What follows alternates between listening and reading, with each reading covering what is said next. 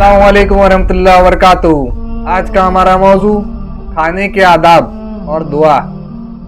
खाने के आदाब और दुआ के ताल्लुक से कुरान और हदीस की रोशनी में आपके सामने कुछ बातें रखने की कोशिश करूंगा। एक हदीस में आता है, सही बुखारी की हदीस है, हदीस नंबर 5376, उमर इब्ने सलमा रज़ियल्लाहु अन्हु से रिवायत है। आपने फरमाया, जब मैं बच्चा था और आप सल्लल्लाहु अलैहि वसल्लम की परवरिश में था तो खाते वक्त मेरे हाथ चारों तरफ घूमता रहता था। तो आप सल्लल्लाहु अलैहि वसल्लम ने फरमाया, खाने के वक्त बिस्मिल्लाह पढ़ लिया करो और जो नज़दीक में हो उसे पहले खाया करो। खाने की दुआ के ताल्लुक से और एक हदीस में आता है, मुस्तदरक हाकिम की हदीस है, हदीस नंबर 7084। इसके रावी हैं अब्दुल्ला बिन अब्बास रज़ियल्लाहु ताला अन्हु। आप सल्लल्लाहु अलैहि वसल्लम ने फरमाया, खाने से पहले ये दुआ पढ़ो, बिस्मिल्लाह वाला बरकतिल्लाह। इसका माने ये हुआ, अल्लाह के नाम से शुरू करता हूँ, अल्लाह के बरकत के साथ। खाने के आदाब के ताल्लुक से और एक हदीस में आता है, सही मुस्लिम की हदीस है, हदीस नंबर 5262।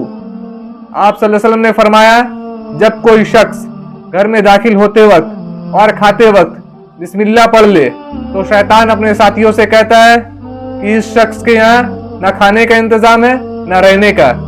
इस बात से हमें ये समझ में आई कि अगर हम खाते वक्त बिस्मिल्लाह पढ़ लेते हैं तो खाने में, अगर हम खाते वक्त बिस्मिल्लाह पढ़ लेते हैं तो उस खाने में शैतान शरीक नहीं होता है और शैतान से हिफाजत हो जाती है।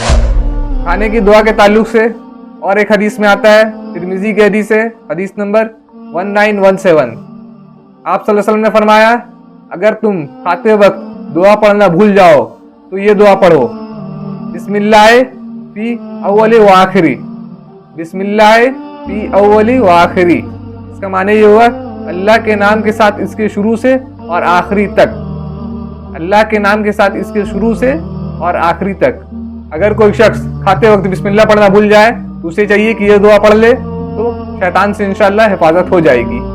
खाने के आदाब के ताल्लुक से और एक हदीस में आता है, तिरमिजी की हदीस है, हदीस नंबर 2380। आप सल्लल्लाहु अलैहि वसल्लम ने फरमाया, इंसान के लिए काफ़ी है कि चंद लुकमा ही खाए जो उसके पीठ सीधी रखने के लिए काफ़ी है। तो हमें चाहिए कि चंद लुकमा ही खाए जो उसकी पीठ सीधे रखने के लिए काफ़ी है, लेकिन इस पर तो बहुत कम लोग अमल कर पाते हैं। आगे आप सल्लल्लाहु अलैहि वसल्लम ने फरमाया, अगर किसी को ज़्यादा खाने की ख्वाहिश हो तो वो 1/3 खाए। मतलब अगर पेट का आप 3 हिस्सा कर लेते हैं तो आप सल्लल्लाहु अलैहि वसल्लम ने फरमाया 1/3 खाए पेट का। मतलब ये हुआ कि 1/3, एक हिस्सा खाने के लिए छोड़े, एक हिस्सा खाना खाए और एक हिस्सा पानी के लिए रखे और एक हिस्सा खाली रखे सांस के लिए। ये तरीका बताया आप सल्लल्लाहु अलैहि वसल्लम ने। खाने के आदाब के ताल्लुक से और एक हदीस में आता है, सही मुस्लिम की हदीस है, हदीस नंबर 5300।